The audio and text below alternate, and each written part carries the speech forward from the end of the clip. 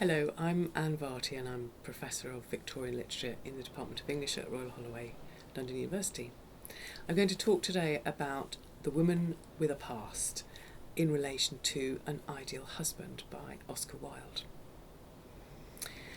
The Woman with a Past was a very common topic on the 19th century stage in the last decade of the century. It was the way in which the theatre addressed the prevailing social question, the woman question as it was called, well, whether women should have the vote, it was all to do with the suffrage debate, but also wider social questions about the role of women. What should a marriage look like between a man and a woman? Should women have education at university? Should there be higher education for women?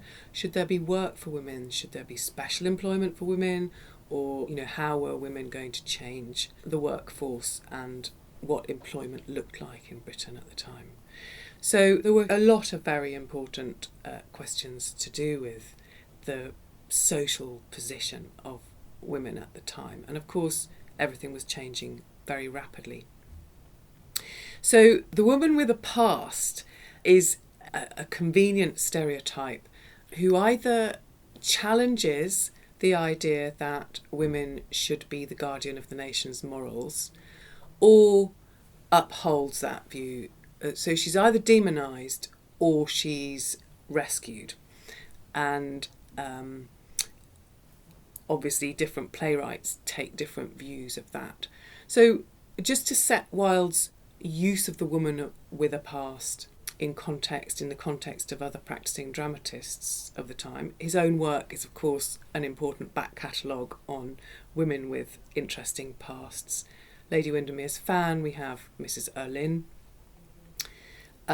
and a woman of no importance, clearly Mrs. Arbuthnot. They are both very important fallen women with a past. Amongst Wilde's contemporaries, Pinero had just written The Second Mrs. Tanqueray. That's an 1893 play in which Pinero punishes Paula Tanqueray by effectively making her commit suicide at the end of that play. So that play ends with a gunshot. And that would appear to demonise the woman with the past or the fallen woman. But in fact, because of the way Pinero explores the issue, we are very uncertain about whether she should be condemned in that way. And the raisonneur figure, Cayley Drummle, in that play, accuses himself of having been too hard on her and of having driven her to this outcome. So it's not clear, although it ends with a gunshot, although the fallen woman, the woman with the past, is dead at the end of the play, it's not clear that Pinero is actually endorsing that as a position. Other playwrights who treated that, George Bernard Shaw in Mrs. Warren's Profession, that's also 1893, and it's quite a radical, progressive play. Interestingly, one of the most conservative plays about a woman with a past was written at the end of the century, in 1900, by Henry Arthur Jones. That's a play called Mrs. Dane's Defence, where a woman with a past, who's had lovers, is trying to make her way back into society. She's the outsider, she comes into the closed social space, and she is, in fact, hounded back out of it again at the end, and everything goes back to normal. And it's interesting that that's a much later play than these ones, which are more challenging and more radical. So there's a sense in which Wilde is contributing to the way in which the stage treated this very important social question. That Wilde does, I would say, two other things with the way in which he uses that stereotype of the woman with a past. So on the one hand, Mrs. Cheveley is our woman with the past in An Ideal Husband, and she's a figure through whom the social position of women can be explored. So she's there, she acts as a foil to the virtuous Puritan Lady Chiltern. She also acts as a foil to the dandy. So just as the woman with the past, Mrs. Cheveley in this case, is morally unconventional, she also challenges and extends the role which women could play in society at that time. She's a new woman as well as a fallen woman. She's independent, she's making money. She is, however, using very old-fashioned methods. She's using her social weakness as a strength in order to manipulate men around her into doing what she wants and to making the money in the way that she wants to make it.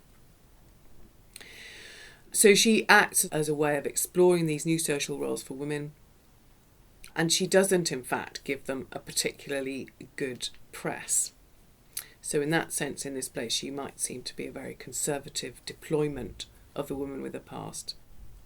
I think that changes a little bit if you put it against the more philosophical aspect of how Wilde treats the past in general, because clearly this is a woman, she turns up, she's got a colourful past. We discover she was engaged to the dandy figure, Lord Goring, and she threatens other characters in the play with their own past. She uses the past as a means to blackmail Robert Chiltern because she knows about his past, she knows a secret, and she wants to use that against him. It turns out, of course, that Goring knows another secret about her past, how she acquired or in fact stole the diamond brooch, and he uses his superior knowledge of the past in order to trap her, literally to put her in handcuffs with the diamond brooch. Now, the sense in which the past is a way in which everybody's handcuffed is, I think, very important for Wilde, because Wilde is resisting naturalism. Throughout all of his writing, he is pushing back against the doctrines of naturalism. And of course, naturalism is founded on the holy trinity of the burden of the past, the burden of the environment, and the pressure of the present moment. So past, environment, and present moment are the three factors which completely determine an individual's life and which robs them of moral agency, robs them of the possibility to choose to be good or to be evil. And so Wilde is really interested in how can we resist this overwhelming power of the past, and when is it appropriate to do that, and when is it not appropriate to do that? When is it important to let the past carry us with it?